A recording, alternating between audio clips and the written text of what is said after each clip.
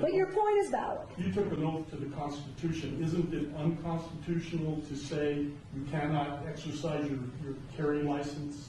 With one exception, and that is if there's an emergency, and I've declared an emergency for a temporary amount of time, I can invoke additional powers. No constitutional right, in my view, including my oath, is intended to be absolute. There are restrictions on free speech. There are restrictions on my freedoms.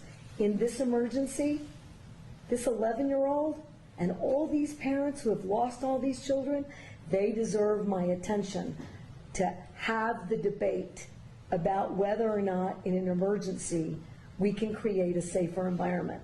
Because what about their constitutional rights? I took an oath to uphold those too.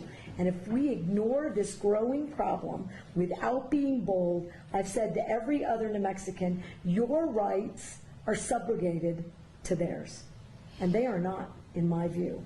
Wait a minute, you're talking about crimes. There are already laws against the crimes, so how are their rights? I got it, but again, if I'm unsafe, who's standing up for that right?